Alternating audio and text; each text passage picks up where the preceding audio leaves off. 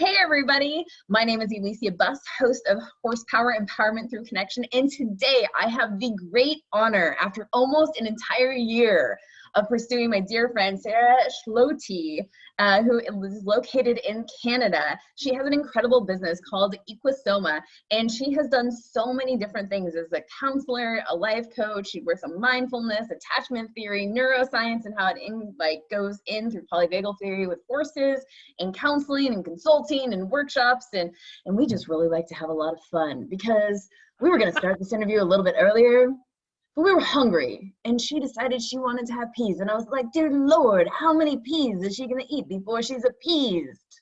So, Sarah, thank you so much for getting to be on the show today. I'm really excited to have you here. It's wonderful to be here too, Elysia. Thanks for your persistence and trying to track me down, and so we could do this today. We've actually literally been talking for about an hour and close to an hour and a half before we hit record, because we're just having such a great chat. And it's like, oh, maybe we should have hit record a lot sooner. And it's like, no, that's okay. We'll just start from here. But y'all missed a lot of fun the last hour and a half. It was so much fun to get to just like deep dive, and sometimes that's what it's like in life, and you just need to follow your intuition, because some people we get to walk away from when they're just like, yeah, I'm busy, and other people are just like, no, they're actually busy, but they do want to talk to you, and you just have to listen to your heart and know which people, if which person is which. So, but Sarah, like, what started your journey with horses to begin with? And counseling, for that matter, like why counseling? Why not like engineering? I mean, maybe you do that on the side too. Like, I mean, you're pretty smart and talented, so I mean, maybe you have these like secret engineering powers that I haven't stumbled upon yet. Well, it's interesting. So I try to be a mix of left and right brain. My left brain side is very analytical and sciencey. So it's, the STEM careers are, people have often assumed, you should probably be in a STEM career. And oh, wait, hold on. Before people, in case somebody doesn't know what a STEM career is, just like describe that super fast. Oh, so STEM, science, technology, engineering. I forget what the E and the M are, but it's all the basic, the science and the engineering and the sort of the mathematics. M, I think, is mathematics, and I forget what the E is. I'm pretty sure it's engineering. Or maybe. Yeah, science, technology, engineering, mathematics. Is that what it is? Maybe, perhaps. Yeah. So my dad's an engineer, and my uncles on my dad's side are all engineers as well. That's so funny that that's the random profession that I just like threw out there, not knowing any of it. Yeah. I didn't pursue that because I have enough heart and the empathy is really strong in me, and I'm a helper and an empathic person. So I kind of went that route instead. If for those of you who know Myers-Briggs, I'm an NF. My middle letters are NF, so intuition and feeling. I've got a really strong thinking piece, or if you know true colors or personality dimensions, I'm a blue green. So blue idealist, green is the thinker, sciencey person. So you definitely pick up on that for sure. It's the science in me is tempered by the heart and the spirit, and that's sort of how it is. In terms of coming to horses, I think that was the original question that you had. And why counseling over, say, engineering? Well, I think I sort of answered that. I didn't come at this. I wasn't a horsey kid. Like my family wasn't a horsey family. In fact, I'm pretty much the only one in my family for generations who has any interest in horses. There's like no one. Yeah. And when I grew up, one of the early properties we lived on when I was a child was, oddly enough, a really small horse property. It was about 1 acre. And I didn't know it at the time. I just knew that we had a backyard, and then we had a fence and a creek, and the fence had a gate. And then behind that, there was like the back 50 is what we called it. And the back 50 had there was like this, what I now know is a run-in shelter. And we used it to store wood. And, so it was, it was a horse property. And apparently the people who owned the property before us had a horse. But we never did. And so it's this weird kind of life experience of having my start in life. One of my early starts in life was being on a horse property and not knowing it until I was a grown-up. Yeah, it's bizarre, right? It keeps calling to me. As a teenager, I was really close friends with a girl who was a really horsey person. And so she was really into it, but I had never really ridden. I mean, the one time I ever did any kind of ride was we went on a trail ride for her birthday, and that was it. Like, I had never really ridden, hadn't really been around horses, but I had a horsey crazy phase as a teenager because of her. And so I was really big into all the Walter Farley books for the whole Black Stallion series and all the offshoots about all the other horses that he wrote about. Yeah. Really loved a number of those. And then really got into the Man from Snowy River movies, which were like huge core fan favorites of mine. And still to this day, I will happily have like a little Man from Snowy River movie marathon, happily. And it's sad because I was supposed to go to New Zealand for a friend's wedding back in 2012. And I was going to go down and go to their wedding and then hop over to Australia and go and see Charlie Lovick, who was the master of horse for those two movies, and go and check out all the movie sites. And I totally wanted to interview him. Have you really? No, I keep meaning to. Like, yeah, I do. Like, I have a contact down in Australia, and I'm supposed to get to talk to him, but we'll see if that comes. Because they've retired, right? Like, they've retired, and they've been selling off their horses. And so I had this opportunity in 2012 to go to this friend's wedding, and I was launching my business, and there was a lot of moving parts in my life at that point. And I was like, well, okay, I'm going to have to turn down. So I turned down going to the wedding and kicked myself in the ass because I missed out on this opportunity to do these rides with Charlie Lovick and his whole group. And I remember seeing a video a few years later of Tom Burlinson, who's the actor who played Jim Craig in those movies. And he would sometimes go on the rides with Charlie Lovick and all of them with a whole bunch of like diehard fans. And there's this one video on YouTube. It's like a Good Morning show. And they talk a little bit about this. And I remember seeing that and going, they're closing, and like learning that they were closing and retiring and like moving on and like, life chapter ending and being just so crushed and going, oh, damn it, I should have gone in 2012 when I had that chance, And there are other tour outfitters that do tour those movie sites, and you can go in the Victorian High Country and ride and stuff, but it's just not quite the same. Like, I would have wanted to do it with Charlie, and that was kind of a disappointment, but it is, life regrets, right? If you don't do it at the time. Plenty of them. Oh yeah, totally, right? So that was really my big thing. And then I went off to university and didn't really think about horses much for the next few years. But I was always really interested in connecting people with nature and animals. And because nature and animals were always, for me, even though we didn't have horses, we always had dogs and cats and lived in the countryside, was always sort of my solace and where I found sort of refuge. Right. And got really interested into the field of animal assisted interventions and ecotherapy and all this kind of stuff, and started to geek out and go, wow, there's like an actual field here, and started doing some therapy dog stuff with my rescue dog, who I realized it wasn't really for her. Like, she was doing it because I wanted to do it. And then when I figured that out, I kind of retired her from doing the visitations at nursing homes and stuff, because her no was important, and I could tell that she was really not wanting to do it. Yeah. And so I was like, oh, okay, yeah, she's doing it for me. Therefore, no, we're not going to continue. And so that idea of consent was always there for a long time. And so I went off to university, did a whole bunch of other stuff, did my undergrad, and then applied for this really amazing scholarship through a private family foundation called La Fondation Baxter et Mauricard, which is a French family in Eastern Canada. And I won one of their sort of all expenses paid scholarships. It's kind of like, it's one of those big ones that you never heard about, but basically everything is paid for.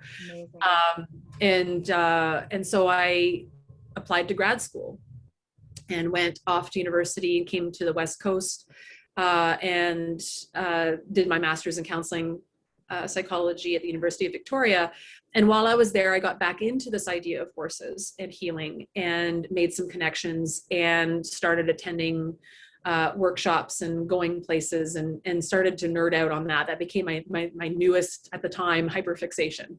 The ADHD in me means I hyperfocus on stuff for a while, and then, every once in a while, then you lose the focus, and it's like, okay, that was great while it lasted, but so far it still seems to be an area of focus for me. But For a while, it was my area of focus. And so I got really deeply involved and interested in that. This whole idea of equine assisted, whatever you want to call it. It's a whole subject, right?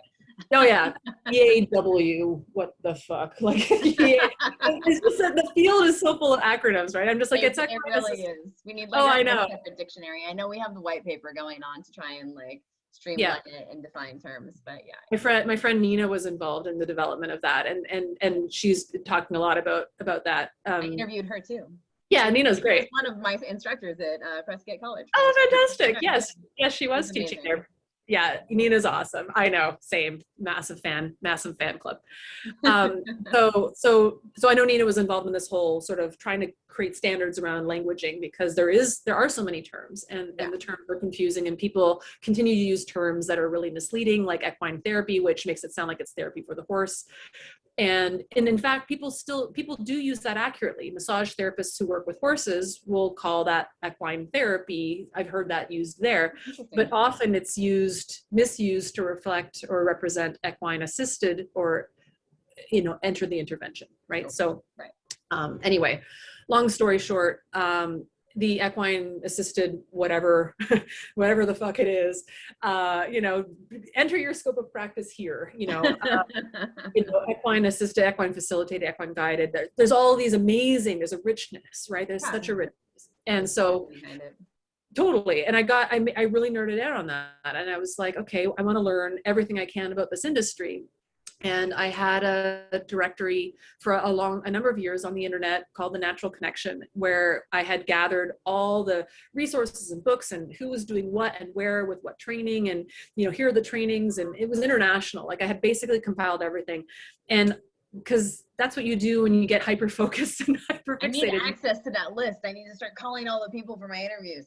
So that was 2008 to 2012, and then I retired the website because it was too much to keep up, And I can imagine with how much. Oh God, yeah. It just wasn't. It was impossible to keep up. Although, if you go to the EQUUSOMA website now, on one of the drop-down menus, you'll see something called the list, and excuse me. There was back in 2018, I believe, I made an attempt at trying to at least compile all the English language trainings in equine assisted whatever, right? So, and the document's like 20, 30 pages long. I forget how long, and the font size is like tiny. So like, it's a pretty involved list. There's still a ton missing from it. And there's going to be some details that are inaccurate because I tried to gather the information I could find off the internet. So, it's one of those things where the minute you make a resource, it's going to be obsolete because things have already changed, right? So that list automatically, by virtue of the fact that being 2018, is already going to be out of date, and there's going to be inaccuracies in it. And I don't. COVID happened in some places. And COVID happened, yeah, exactly. Places were renamed, and yeah. Totally. And I haven't and like the Natural Connection, I haven't been able to keep up with it because it was a product of my hyperfixation of wanting to have everything in one spot, because people would always ask questions, but where are these trainings? I'm like, well, damn it, I had a website that used to have all that information on it. And so I attempted and created a list. Again, it's not a perfect list. It's not intended to be. It's definitely an imperfect document, but it's a good compilation. So if you're interested, go take a look. It's a beautiful striving. I mean, it is a big part of what I tried to start doing with the YouTube channel, was to be able to connect all those different people and places, so that there was one place where people could go to learn about the different modalities that are out there and interact with the people a little bit.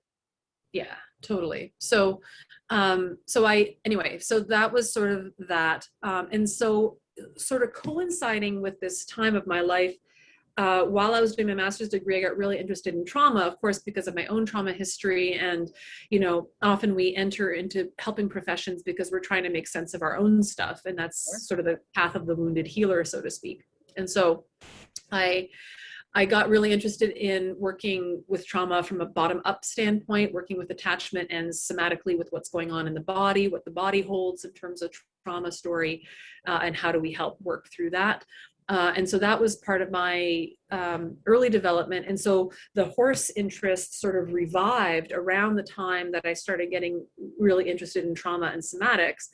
And those became these parallel processes, but they didn't really converge until a while later, when I was having difficulties with my own gelding and trying to figure out, and I actually just did an interview with Wendy Murdoch a couple of days ago, from Murdoch Method and the Surefoot pads. And so, yeah, and I feel like I've just said this story recently. He was having difficulties and I wasn't applying what I was learning with him, because trainers and other well-intended individuals would say, well, you just need to be more heavy-handed and you've let him get away with stuff. And, and he's spoiled and you need to be harder with him. And I'm like, but he never used to be afraid of stuff. Like, he used to be a pretty solid guy. And then he started working with a trainer who kind of overwhelmed him with his techniques. And he was like very fast and like beyond what I know now to be beyond threshold for my gelding. My gelding's, he's smart, but he's also like half draft. And so it takes him longer to process. Like, he's a bit slower, for some things. And because of his experiences with this trainer, he has now a really healthy self-preservation instinct. Like, he has that fear of novelty. And it doesn't matter if he's seen the thing a million times before. Like, if he hasn't seen it in a while, he'll like snort and be a little bit like funny about stuff, which is why I don't ride him. I'm on the ground only because of my own, I've had too many head injuries and spinal injuries. And I discovered in the last few months that I have a genetic disorder that explains all my weird health issues that I've had for years. And so, for me, I go, yeah, I'm not going to get any kind of, get into any kind of sport that is going to put me more at risk of harm.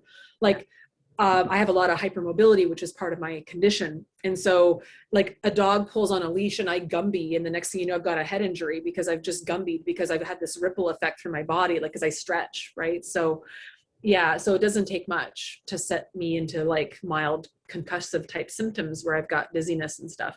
Wow. So riding a horse is just too much of a risk for me, I understand having yeah. an injury and 2 low back surgeries. Like, it's definitely, there's a lot of anxiety and those sorts of things that can come up, and just being pragmatic and respecting boundaries and not allowing the people around you who can sometimes be a little bit judgy about like, oh, like, why aren't you riding your horse? Especially if your horse is to a new facility and they don't necessarily know the backstory, or it's just like, oh, or they've had their own personal journey and people telling them, oh, just get it back up on the horse.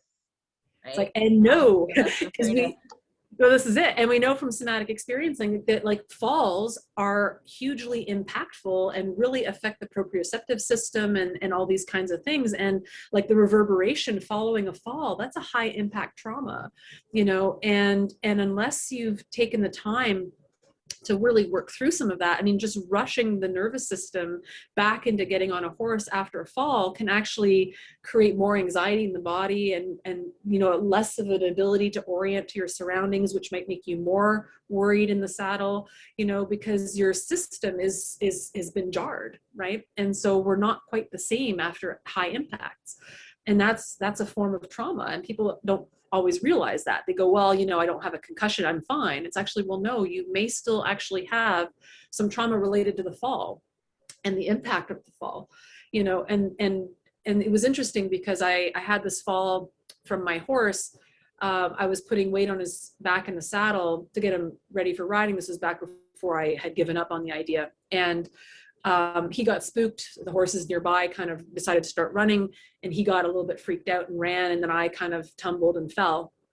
And that tumbling experience was really interesting for me because I still to this day do not know how my body contorted in space to land in the direction that it did, because falls are disorienting, right? Like you don't know. And in the somatic experiencing world, trauma sometimes involves a failure to self-protect effectively, right? And we weren't able to self-protect because the thing happened too quickly or it was too overwhelming, and we weren't able to mobilize in an effective way. And so I had this fall off my horse, and it was interesting because I hadn't processed the fall, and I went to a training where I was doing touch work and learning about touch work with trauma, and they were working with falls. And somebody said, okay, well, when you break out in your triads to practice with these treatment tables, like who's ready to go, who's got like a fall they want to process. And immediately, like, I felt all this sort of activation in my chest from this fall off my horse. And I said, well, I have one.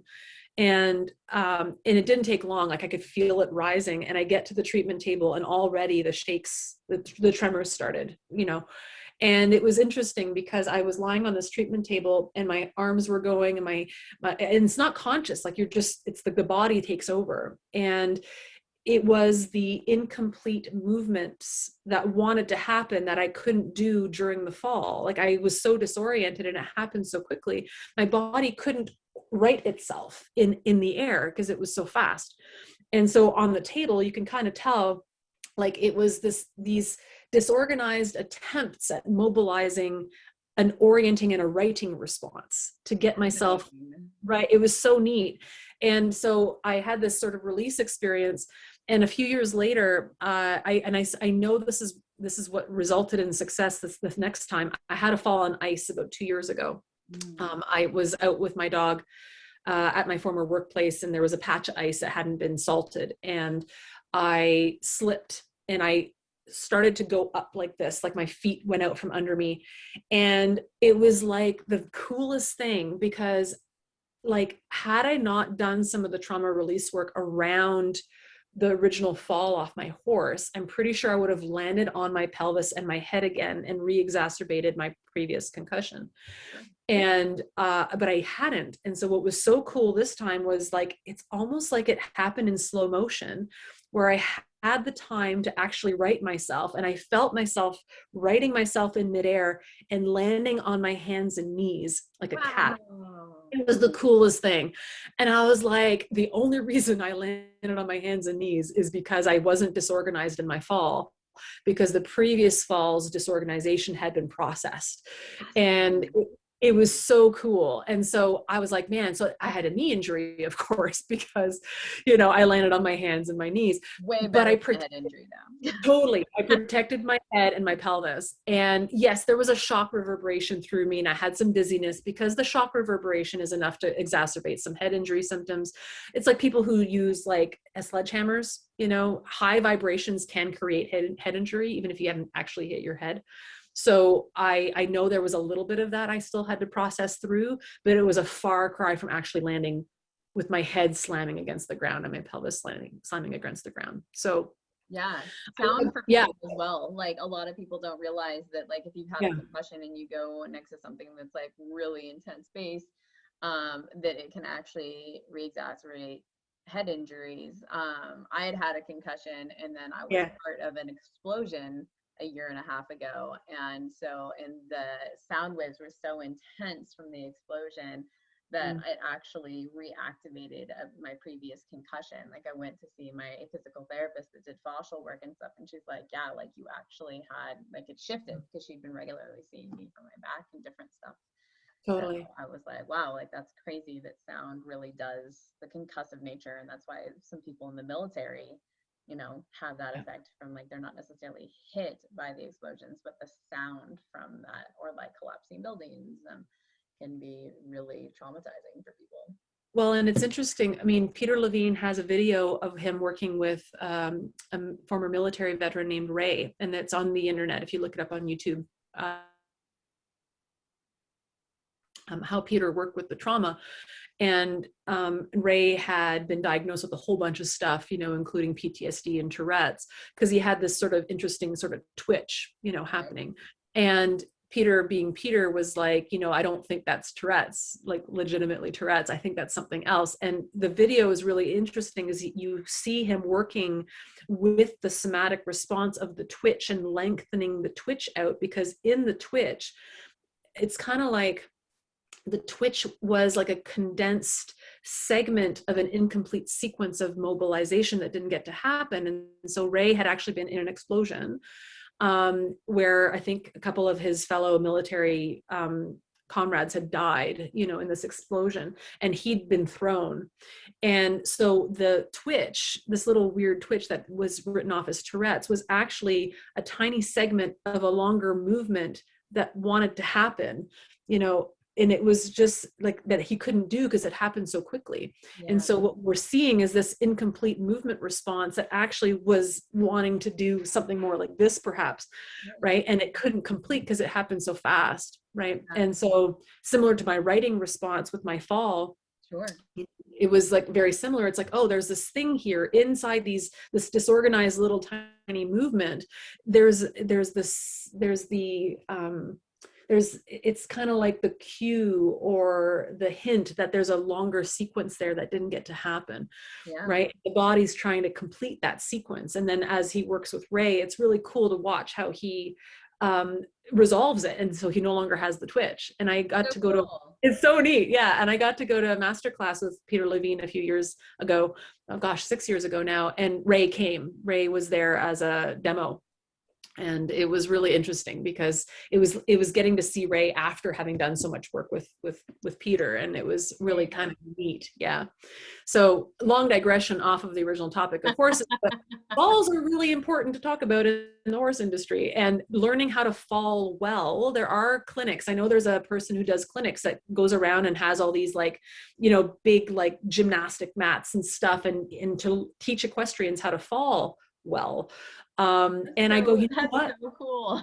It's super cool. And I'm like, you know what? I would love to team up with them and go around and do that, but combine it with the somatic experiencing. That's amazing. You should. That's the incomplete trauma response stuff, right? Yeah. There's too many things. I can't do everything. I'm like, I know. We just need to get you a sponsor so that you can just not worry about the money aspect. We need a marketing team for you. And then we're just going to send you out into the world to train all the people about all the cool stuff that you do. And you're just going to have this giant team of humans. It's going to be amazing. Well, this is what we're trying to do with EQUUSOMA, right? We're trying to get folks trained in this area of intersecting with trauma, somatics, and the horse-human relationship, so that we're looking at how do we address some of these bits and pieces, in various contexts. So people who take these trainings, sometimes they're therapists, counselors, life coaches, nurses, et cetera, but sometimes they're horse trainers, horsemanship instructors, riding coaches, equine behaviorists, horse massage therapists, et cetera. There's all these different folks who come and take these trainings because there's so many cool applications of this content. Yeah. And I'm just like, man, I wish someone was out there doing that stuff with the people who do the falls clinics, and bringing in the trauma and the somatic components. I mean, that'd be like a marriage made in heaven. I would love to see that. There's all these cool things, but you can't do it all. So you kind of have to pick. And I think that's perpetually my life challenge, is that there's so many cool things and not enough time to do all the cool things. Yes. So yeah, I hear you. And as soon as Canada opens its borders, you and I definitely need to do clinics together, because that'd be fun. You get to do I do the coaching part and mind body too, and you have your trauma aspect, and we get to pull it all together and bounce off with our overlap of awesomeness. I think that would be fun. Sorry for the blur. I accidentally hit my table and the camera was like, woo! That's okay. Kind of this cool fade. It was this neat. You're like, and the awesomeness, blur, and then coming fade to black. Yeah, so there are different things that you've mentioned, and one of the things, so when you're talking about the somatic experience on your website, you also talk about psychodynamic therapy. So can you explain a little bit about that and how that folds into the somatics and maybe the attachment? I wrote it down: attachment rupture and repair work for developmental trauma. And I was like, ooh, I love attachment theory. So tell us you. Let's talk about that, because there's so many other things too. And I don't get to talk about parts work a lot, because parts work is a huge area that I find really intersects well with this. And so maybe we can go there too. For sure. Yeah. Yeah. Let's see how far we get today. So all of the things. all the things. Let's do all the things. Psychodynamic. Let's start with that, because you asked about that. Yeah. So psychodynamic first. Sure. So psychodynamic therapy is a very broad area of practice. Psychoanalytic psychotherapy falls into the category of psychodynamic therapies, but psychodynamic therapy is broader as a category than just psychoanalysis, right? So this is an area of therapy that looks at sort of intrapersonal, intrapsychic, like internal, unconscious motivations, unconscious desires, that kind of stuff. But also looks a lot at like family of origin challenges, right? And like what are the dynamics in your family of origin and how that lead you to be where you are today. But it's very top down. It's more commonly associated with talk therapy, Okay. Which is different from bottom up work, which is working with the body's response. The two go hand in hand because obviously the early experiences have shaped what's going on in your physiology and your emotions. So, and the various patterns that your body has had to manage over time. So they're not discrete entities, but they're trained as distinct methods. And so it's, you can combine the two and have, like, I am very psychodynamically informed, but my work is much more bottom up and in terms of the body processing. But the story, the psychodynamic story, I find is very interesting. So in terms of psychodynamics, one of the things that I really appreciate about it is its conversations around what we might call a reenactment. So reenactments are when we have a particular response pattern that has helped us in other areas of our lives or reflects an incomplete or unresolved issue in another area of our life that we repeat elsewhere. Sure. And it shows up as a pattern, right? And some people will call that a schema. So there's other kinds of similar approaches. Schema therapy has kind of got a lot of ties in with psychodynamics. It looks at early experiences that have set life patterns or schemas into your world. These are all, to me, it's all blends together. It's all, it is what it is.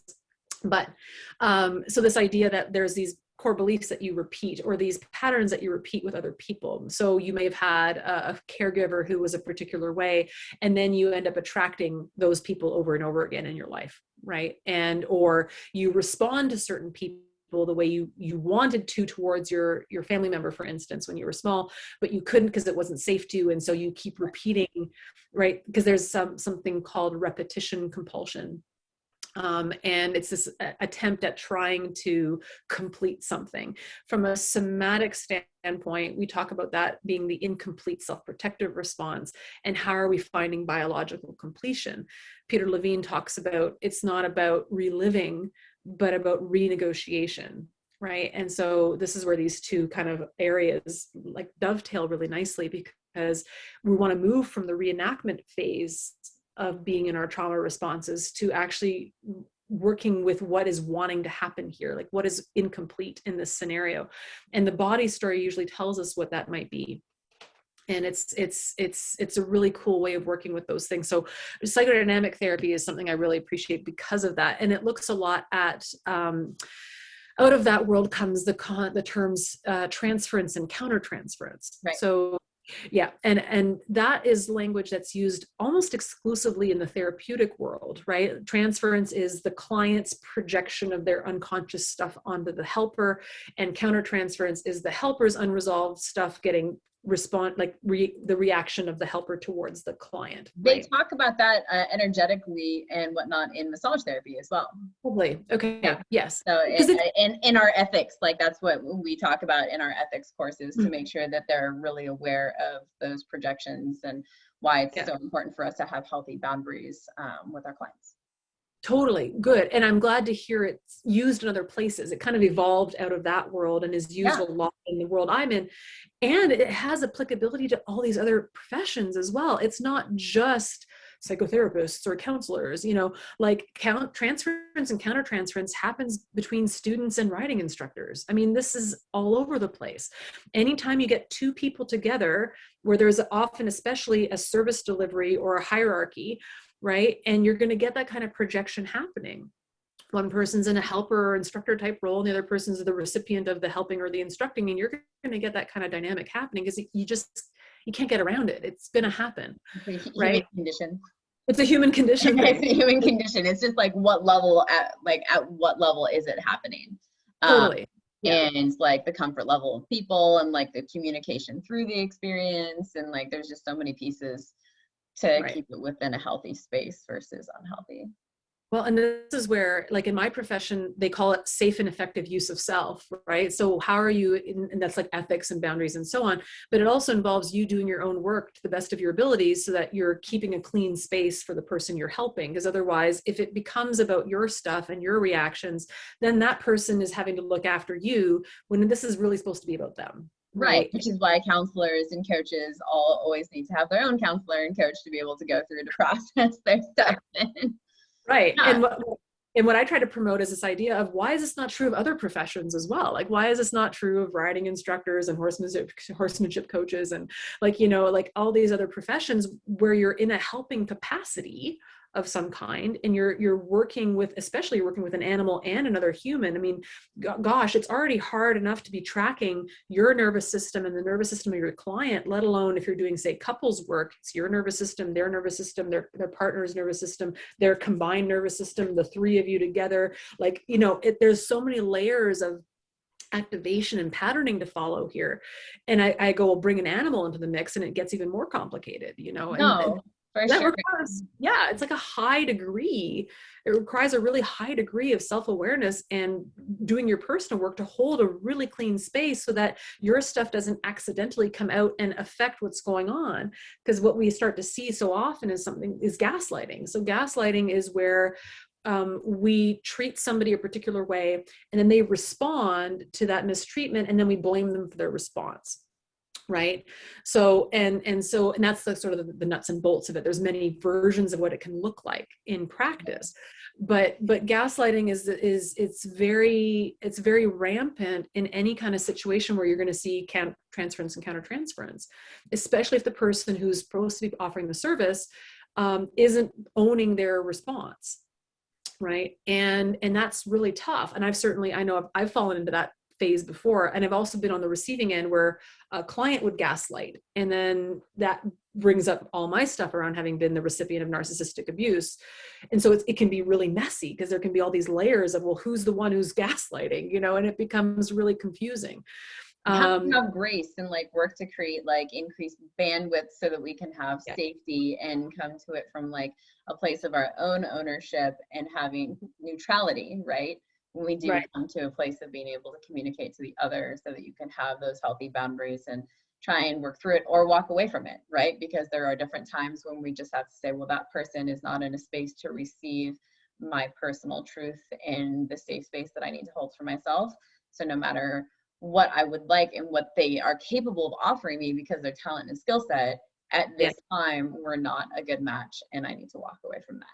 This is it. And that requires the ability to be connected with your own fight response and your own sense of boundaries. And for people who have a trauma history, that's really hard. If they've got a thwarted fight response, it wasn't safe to put up a boundary or express your word or like your voice, you know, it wasn't safe to have that, then it can be really hard to just leave abuse, right? As a narcissistic person who's attracted a lot of narcissists in her life, you know, it's really hard to walk away from it because there's patterning there. There's really, absolutely. Right? It's not just psychodynamic, but it's also physiological, right? It's the felt sense of dread, the felt sense of, oh, something's being pulled away, or the hooks that happen when the gaslighting and the double standards and the crazy making and the smear campaigning and the blame shifting and all the smoke and mirrors stuff that happens in those kinds of toxic dynamics.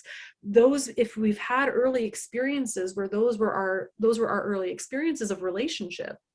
This brings us to attachment theory. This is attachment theory, right? And this is relational rupture stuff, right? If the early templates of our life involved like this sort of weird confusion in relationships, it becomes what you know, and it becomes so familiar. And that repetition compulsion for me especially was like, oh gosh, well, you start to think and hope, you know, and part of it is really altruistic, is, well, if only I can completely understand this person and I describe to them what is going on and help them understand their trauma pattern, maybe then they'll go get the help and we'll be able to be okay, you know.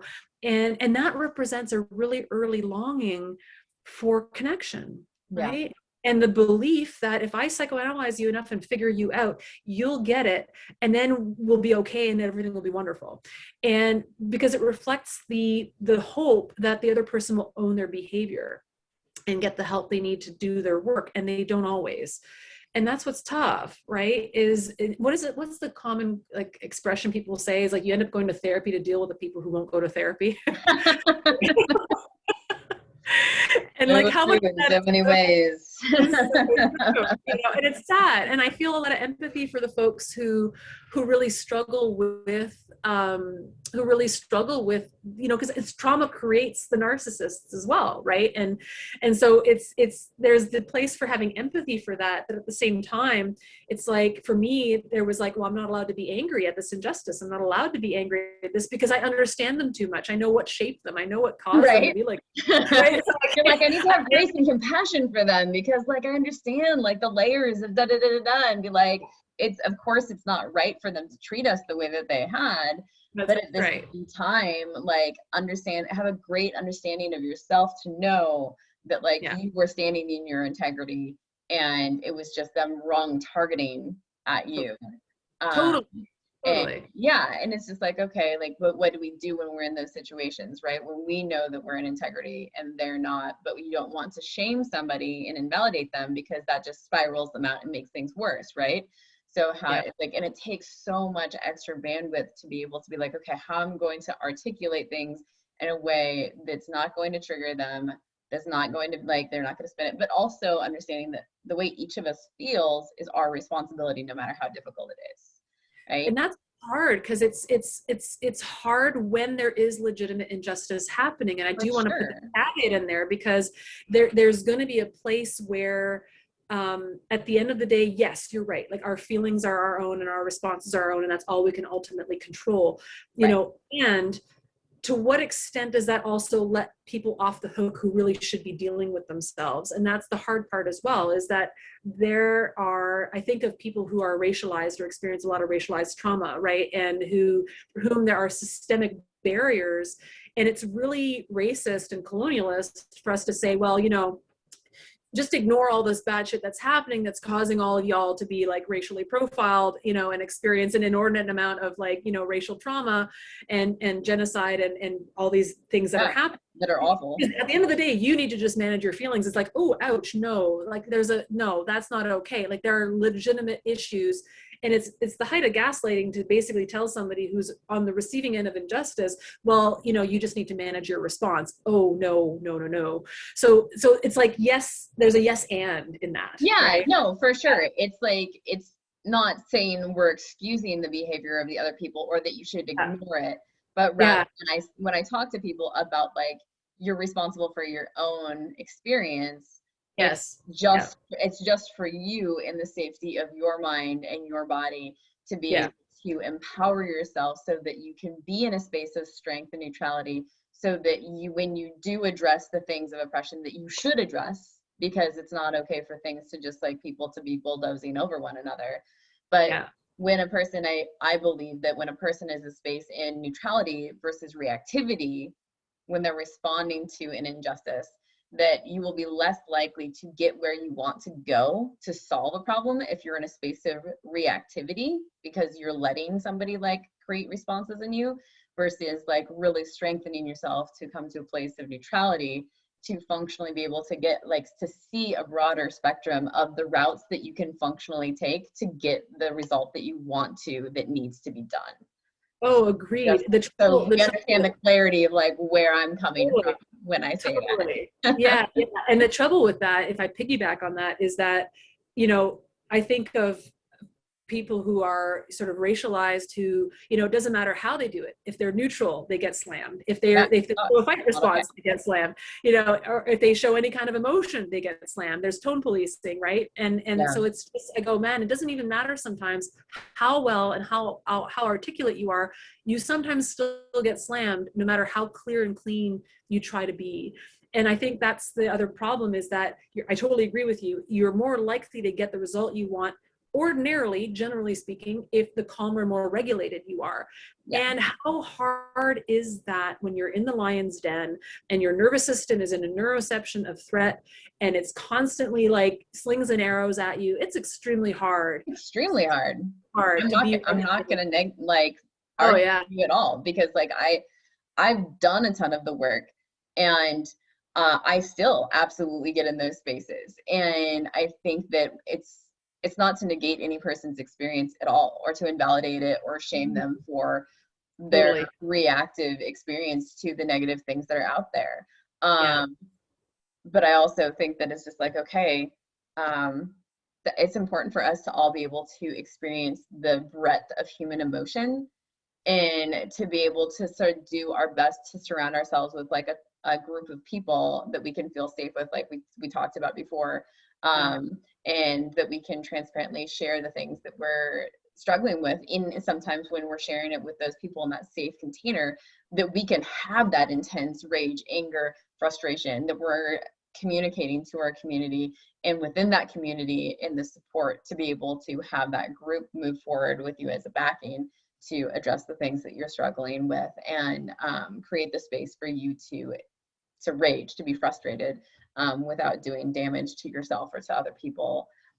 It'll make things more difficult, because it doesn't matter how you're still a human being. It's like, no matter how much work that you do, unless you're like freaking the Dalai Lama or something, like but even he, I'm sure, has his moments, you know, you're still going to have that initial experience of like an adrenal spike, right? And it's unfair to compare ourselves to people who have their lives managed for them. I mean, I remember I went to a training. Point, Sarah. Thanks for that. You know, like, let's just put this out there.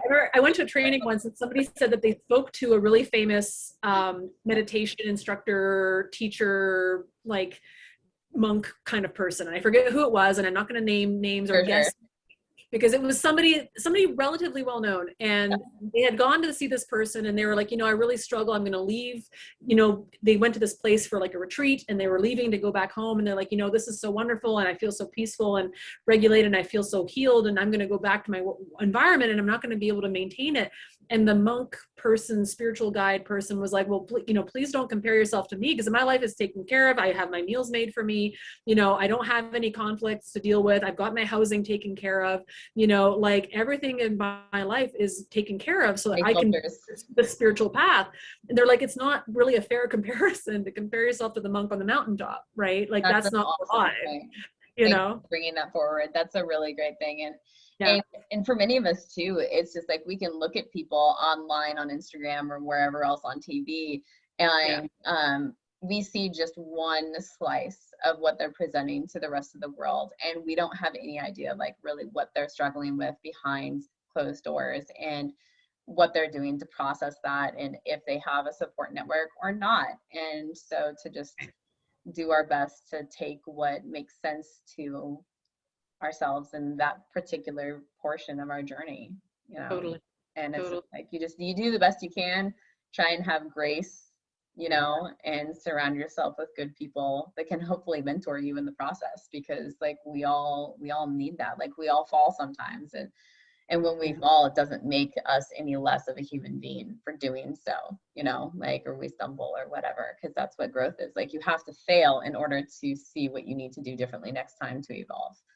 Well, that's it. Yeah. And I like this idea of holding space. And it's like, well, how do then we hold space for others? How do we create safety in society, so that people who are routinely not feeling safe feel safer, you know? So there's us finding the people that we want to surround ourselves with, but then how do we also create that neuroception of safety for others by dismantling systems that are not creating safety?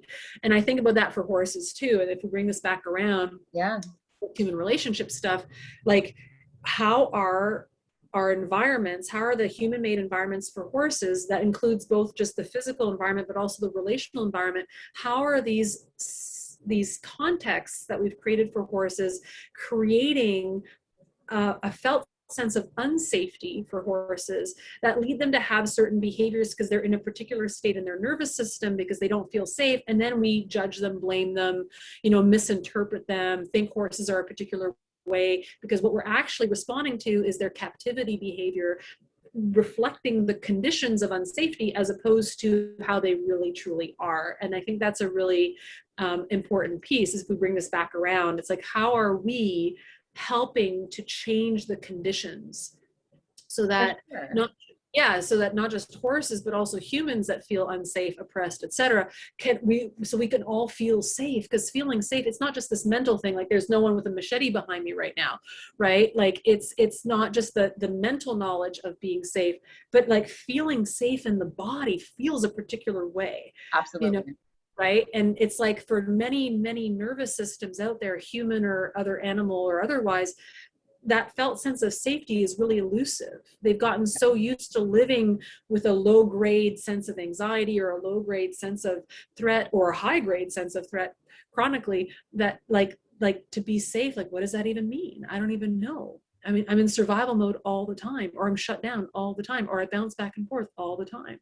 Yeah. And it's like, wow. And then we get angry or we get frustrated because we're all just pinging off of each other. And it's like, well, no, hang on, you know, what is going on here?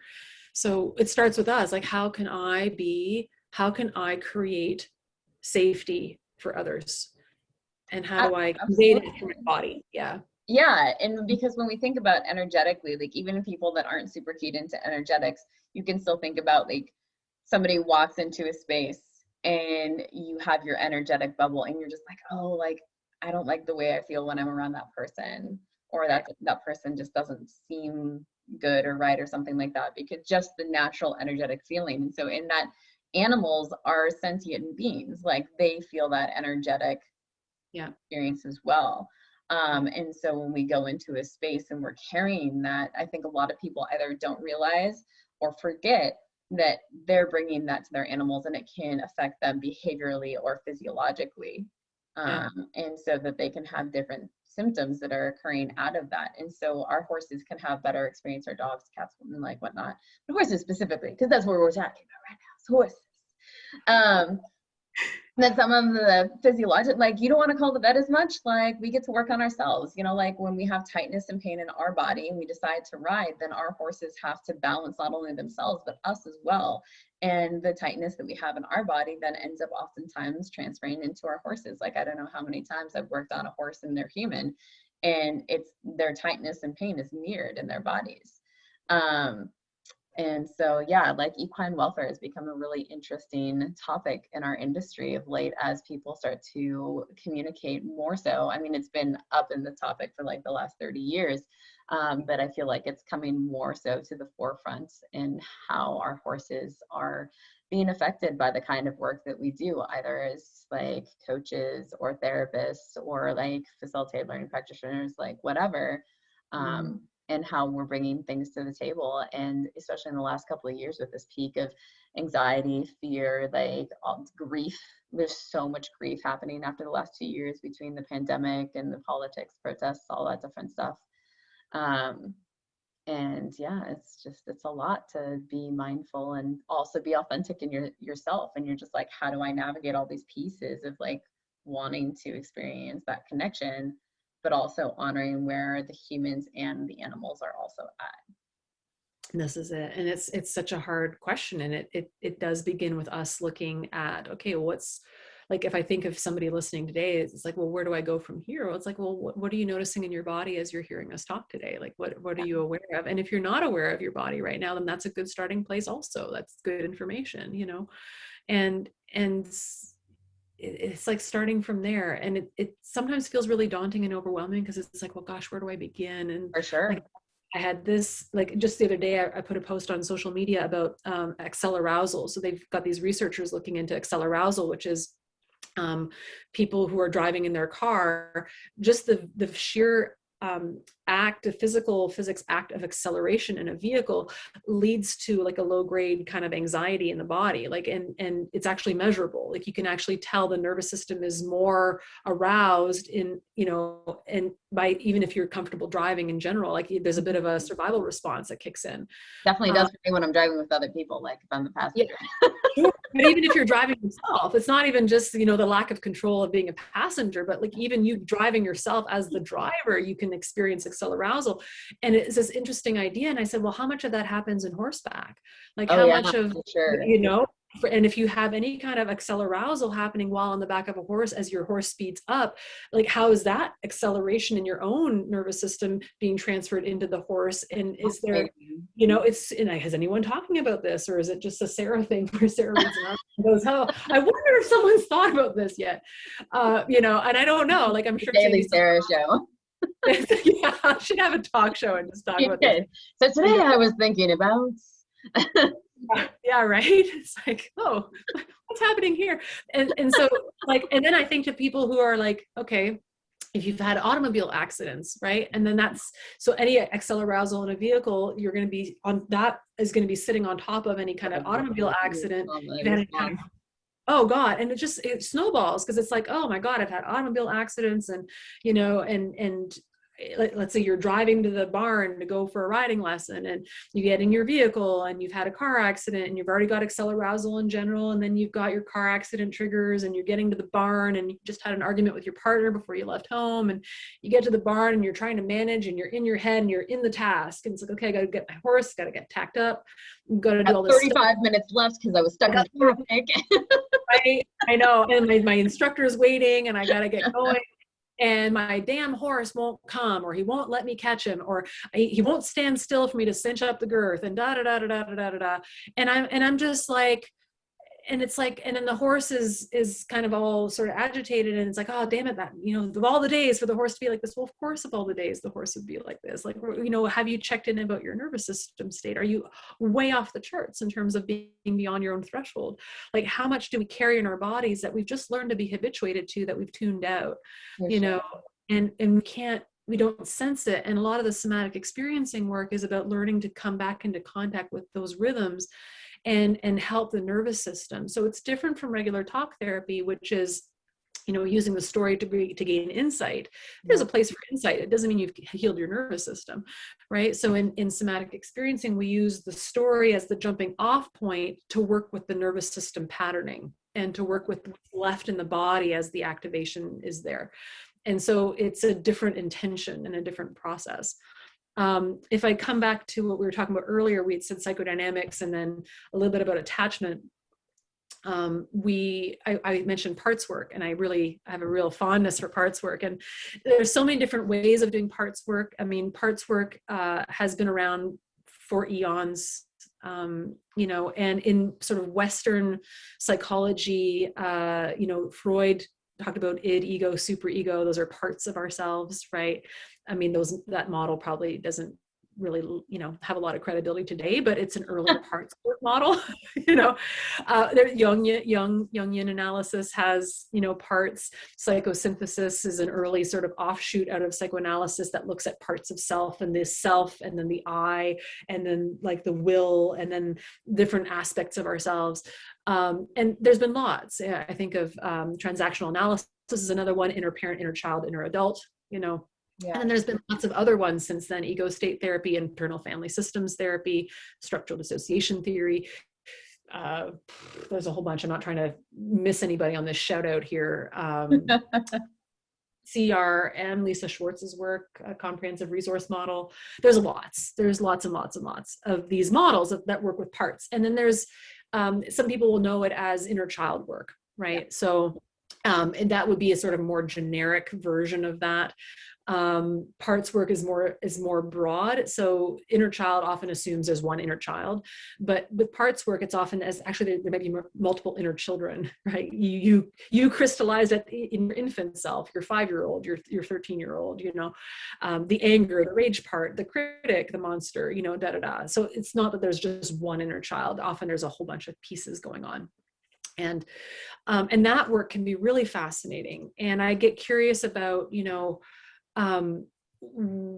do horses have parts? And now horses, I know, right? And I'm not the first person who's sort of toyed with this idea, so I'm not going to claim that as my own, but it's anecdotally, there's a few of us who've kind of said, well, is that even a possibility if horses don't have that prefrontal cortex as developed as the humans do, right? Yeah, and so could they have personality parts? And I think, well, if maybe not in the same way, but they do have the ability to respond to what's coming up and have a nervous system response that might detect safety, danger, or life threat and go into self-protective energies. And the parts work is often about working with the parts of us that are more protective or protectors versus the parts of us that feel vulnerable.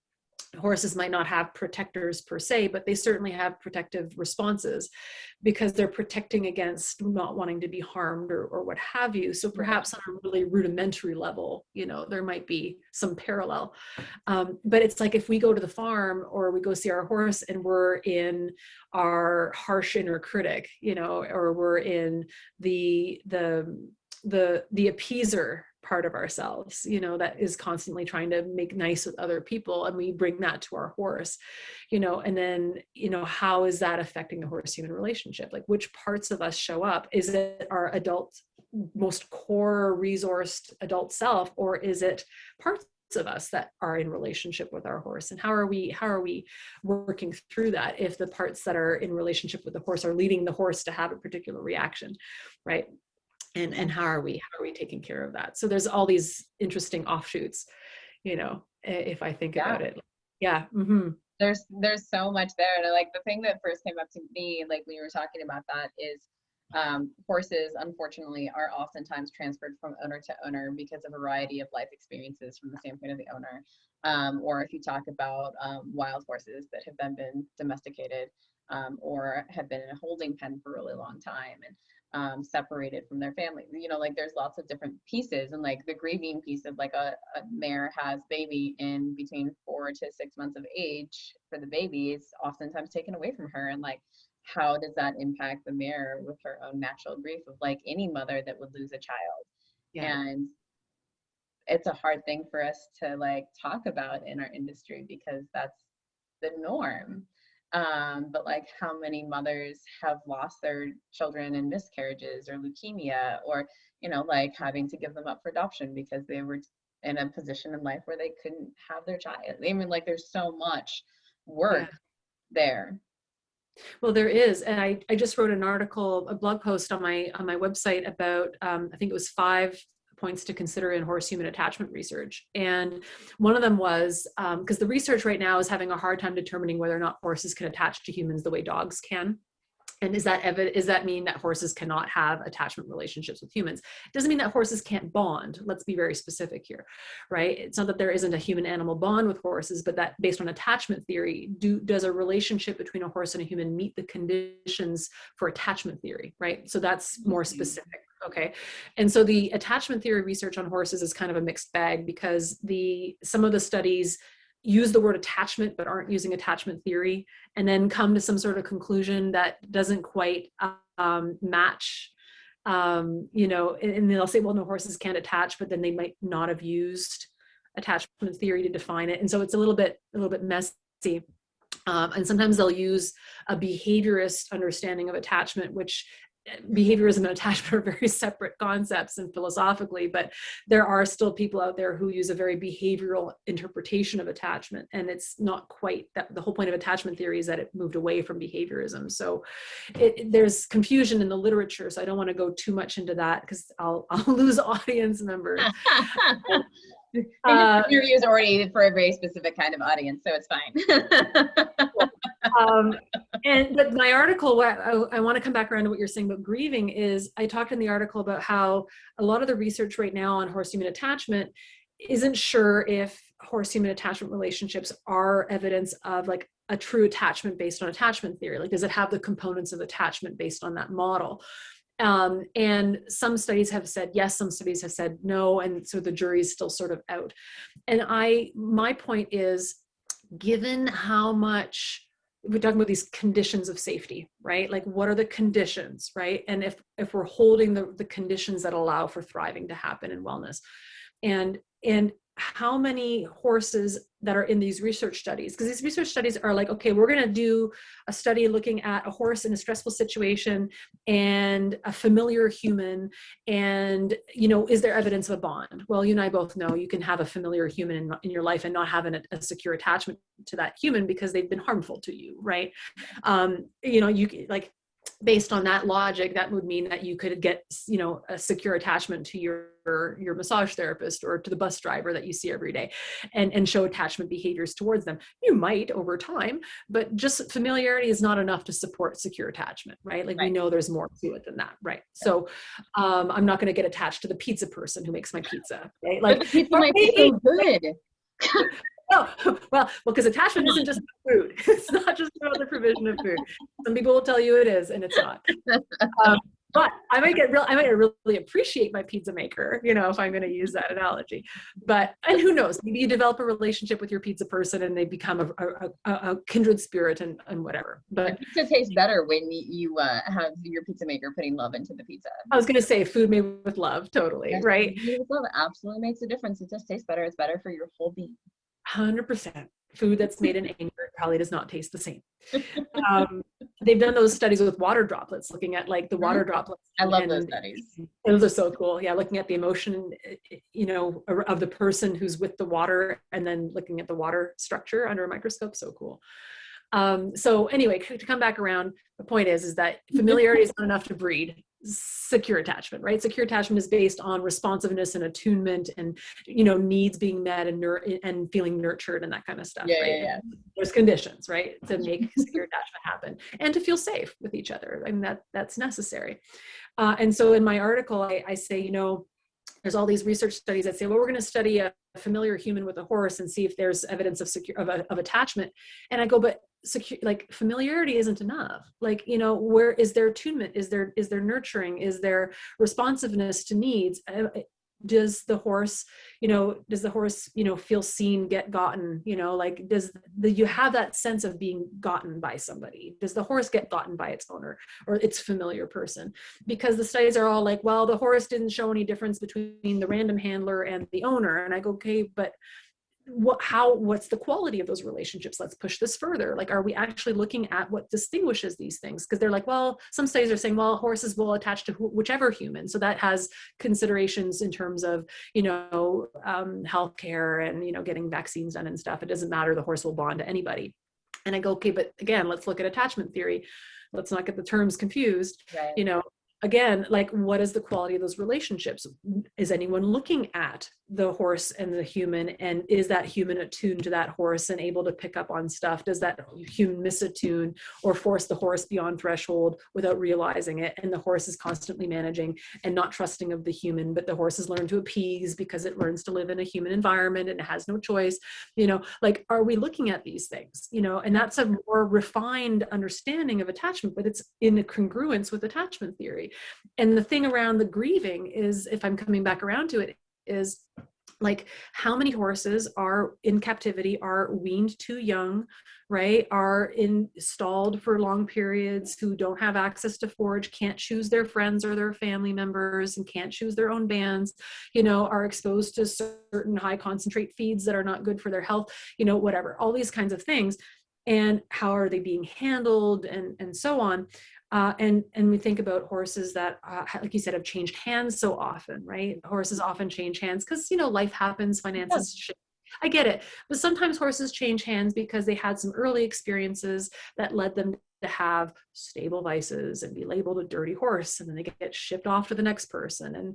And it's how much of what we're seeing isn't that horses can't attach, but that we're not doing a really good job as a society of creating untraumatized horses, right? And how good are we doing a job of creating a world where horses can develop secure attachment? Are we just really awful at this? And the conditions that we create for horses actually support them to have insecure attachment, which is why the research shows that they are incapable of attachment. Is it that they can't? Or is it that the environment is such that we're producing animals that won't? And that's my big question. And I don't know the answer to that. I might be completely way off my rocker here, and that's okay. Then let's do the research and prove Sarah wrong. I'd love nothing more. That's the great thing about having a conversation and getting to present so many different models and thought processes so that it can just be out there, be like, does that indicate to you? Is that part of your truth? And without having to shame or invalidate anybody else in the process. And I mean, it is a lot for us to think about as a human race that engages with horses, because if you think about all that, you might just throw your hands up in the air and be like, it's too much for me to try and do to be in integrity and take care of this horse. I just can't. And then what? Right. Right. Totally. And at the end of the day too, let's take the pressure off here. It's also that horses don't live in our living rooms the way our dogs do, right? So by virtue of the fact that dogs have different brains, They've got a different brain structure than horses. There's some things in common, some things are quite different, but dog brains and dogs live in our homes. And so it'll be easier to prove attachment between a dog and a human than perhaps a horse and a human, because they're not in our living rooms. They're not, you know. Your horse doesn't sleep in bed with you?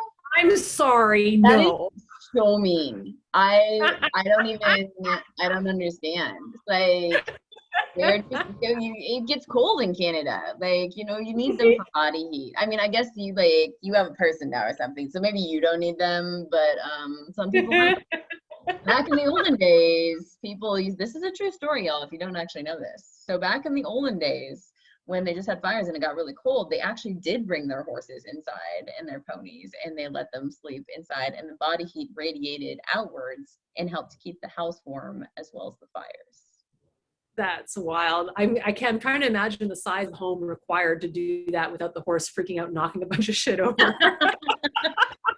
There were simpler times. The simpler times. Cords to worry about, and electronics that the horses were actually going to like pee on the controllers, and you know, it's just they had you know, higher priorities back then. Totally.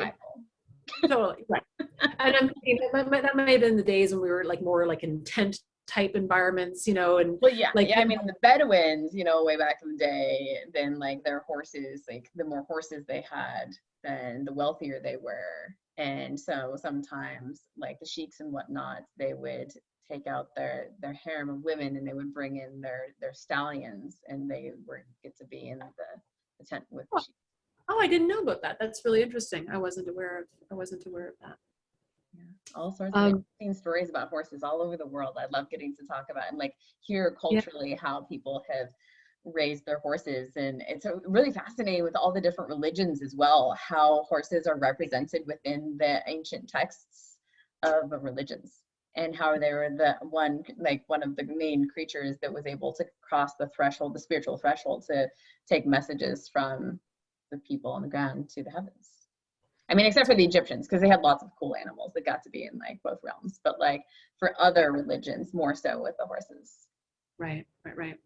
Yeah. And so this coming back around to attachment, I think that like, I just like, if for me, let's research the things that need to be researched to rule out or confirm something, right? And so if at the end of the day, horses are not capable of attaching to humans based on attachment theory, they can form a bond. We're talking about attachment theory, right? So we're getting really specific.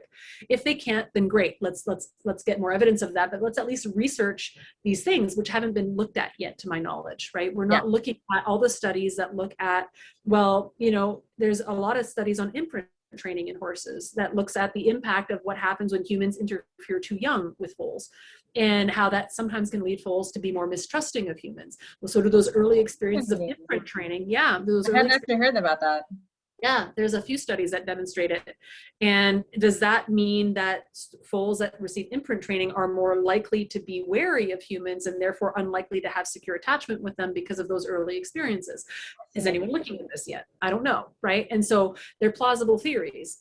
And I go, okay, well, we can't write off that they can't attach yet, because we haven't looked at these other bits and pieces. And we know that these early interruptions, these early ruptures in relationship cause harm to other humans and other animals. There's lots of research on how this affects chimps and mice and puppies. And, you know, they've done lots of studies that look at that and the impacts in adulthood. And in terms of increased likelihood of addictions, difficulty with socialization, you know, difficulty with aggression and behavior, and various other things. And so it's like we need to look back further. And of course, the trouble is that, as you were saying earlier, horses get shipped around from person to person and change hands so often that we don't have the history. And that's challenging, right? Like dogs often stay with owners a lot longer. Horses, again, they're super expensive and life changes happen. And because they're a more expensive animal, they're more likely to get moved around a lot more, you know. And in a perfect world, that wouldn't be the case. In a perfect world, people would have their animals for long periods of time, and we would have a more consistent history on animals that would follow them around, you know, so we would know, and we could look back in the history and go, oh yeah, okay, right, they're having difficulties with this now. That might be because da da da da da, right? If you look back, you get the history there. But we don't have that. We can just work off of where it is at today. And so it's really important to have this like compassionate lens on behavior. Some people call it a trauma lens, some people call it a strengths-based lens, some people just, compassionate lens, whatever you want to call it.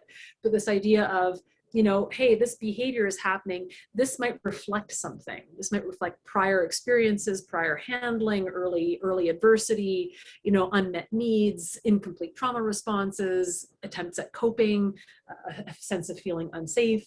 It could reflect a lot of things, ulcers, pain, like who knows what it reflects, but we need to think beyond just the immediate, and the same for us, we're deserving of that same compassion and that same nuance. Yeah. And nurturing, because I feel like in our society, all the way around, like we're just a highly under-nurtured society. And there's definitely science about the negative impacts of, not having enough nurturing. Yep. And unfortunately, in a capitalist world, we're going to keep seeing the push for purchases and marketing and low self-esteem because you're more likely to buy stuff, and the world we live in currently drives people apart. And it is, it's based on... Which is why cuddle parties are starting to be a thing. What's that? Which is why cuddle parties are starting to be a thing.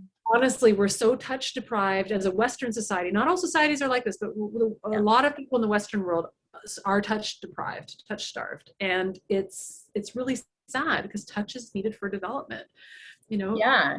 And I think that's where a lot of the confusion comes in with consent as well, is because like people, they desperately need nurturing. And so then when they do receive nurturing or sort of like some sort of touch, then they confuse it with something that's sexual in intention. And they oftentimes are poor communicators and have poor boundaries. And so then they're not able to articulate like what is the intention of this, since they don't understand, right? Well, and then they veer away from it, right? They veer away from the nurturing because it's like, oh, that might be sexualized, and now it's just like, oh, well, if we hug somebody, then that can be, that's bad, or like we can't go and just like platonically snuggle a friend because they might think that we're sexually interested in them when we just like genuinely need nurturing.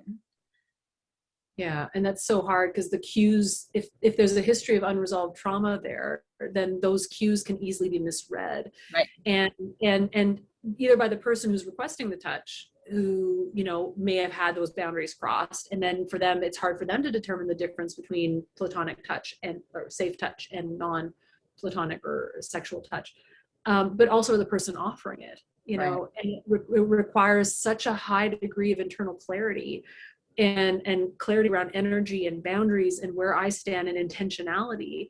Mm-hmm. And that consent process is so live and active. Like one of the things I love about having trained in the somatic world is there's a number of touch trainings that are used to help resolve trauma. Now touch work isn't for everybody, but it's really beautiful as a process because it's all about this: how do we approach touch? How do we remove attention and touch? How do we negotiate that dance of consent? And that can be a really healing process if that hasn't been something that somebody's experienced. Is how do we learn how to experience intentional touch with and restore a lot of this nuance that's missing? Yeah. And so that's an area I really quite enjoy. But I'm just realizing the time. We're at like, I don't even know how long you've been recording. I don't even know how long we've been going for, but that's okay. Some people might have been finding it riveting, others might have logged off. Who knows? But so Sarah, if anybody's interested in connecting with you for consulting or counseling, if you want to see for counseling, you can only be in Canada due to like licensing stuff, but the consulting is for anybody in the world, correct? Yeah, I'm happy to consult. I have people contact me from all over the place who say, here's my situation, here's what's going on for me. Sometimes it involves a story about a horse, sometimes it involves just about them. And if I can't work with somebody because of licensure or regulation issues or my profession, what I will do is I'm happy to do what I call patient navigation. You hear about that in hospitals, like, oh, the volunteer who comes and walks you to the hallway you need to go to for your MRI. It's kind of like I do that, but within my industry. So people will often contact me and go, hey, I've got a really complex situation. I don't know where I should begin. I don't want to spend a ton of money on therapists that aren't the right fit for me. Can you kind of listen to my story and hear my situation or the situation with my horse? and give your impression or, you know, your conceptualization of the issue, and then put me on the path that might be more accurate for me. Because there's a place for interpreting what's available out there. And I've trained in so many trauma modalities that, like, chances are if I don't know about it, I know of someone who does. And so, so it's one of the things I do. I kind of connect the dots for folks. So if I can't take you on as a client or a patient, I'm happy to provide consultation around what might be helpful, and go from there. In terms of EQUUSOMA, so EQUUSOMA.com, EQUUSOMA.com is my horse-human related website. For those of you who are professionals in the intersection of horse and human interactions, the EQUUSOMA training might be of real interest for you. We've got people from various backgrounds. It's not just equine assisted whatever. It's horse trainers and, you know, equine consultants and behavior consultants and horse body workers learning about trauma in the horse-human space and how can we work with it in a more nuanced way. And that there's trainings coming up this year around that. For if you're a regular horse owner, you're not a professional, you're not planning on working with other people, you got enough to deal with your own horse-human relationship, with your own herd. We've got a new program coming out called EQUUScience, EQUUScience.com. The website is just about to be released. And so it's Dr. Steve Peters and I, who is one of the co-authors of Evidence-Based Horsemanship. And you might know him as the horse brain dissection guy. So he's a really cool guy. And he and I are delivering a 7-month program for horse owners. And so it's same content, but for people in a non-professional setting. So basically learning all about trauma, attachment theory, all the neuroscience, breaking down complex stuff into really easy bite-sized segments that are going to be more practical, because a lot of people gloss over with the neuroscience, which I totally get. And so we're there to translate it and make it practical. That's so fantastic. Soon, that website will be available shortly. And do you have any upcoming events for the people to get to go to? Not in person because of COVID. I still have travel restrictions, but we're hoping for 2022 that there will be some live stuff in person. I know there's some conversations with Warwick Schiller right now that we're hopefully. We love Warwick here. He's been on the show as well.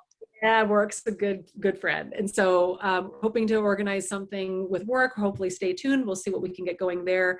A whole bunch of us are talking about something, so we'll see if that's even a possibility. And then I know Dr. Peters and I would like to do something live at some point as well. A lot of this is just COVID. We're just all managing COVID restrictions that are different in every place around the world. So this year, I don't have a lot live happening, but we're aiming for 2022. So. Fantastic. And so my last question for you, Sarah, before we hop off today, and thank you again so very much for all of what you've given us today. It's been a true gift. My last question always is, who in the world inspires you today? Now this can be like people, animals, alive, dead, long list, one person, doesn't matter, just whatever comes to you in this moment. You know, I'm going to say my partner, Jim. He's been through a lot, and he navigates the world with a lot of grace and self-awareness, and his emotional intelligence is just such a gift for me. And I see what he goes through with some of the challenges he's got in his world right now. And it helps me to keep going on the days that I find really hard. And so I would have to say him today. That's so beautiful. I just love that so much. Well, a big thank you to Jim and how he supports you in your world. And again, thank you so much, Sarah, for everything you do to make the world a better place and for humans and horses and the evolution of everything that's going on. And your bravery. Thank you so much for everything you're doing as well. It's been a real honor being here today. Thank you. I really appreciate that.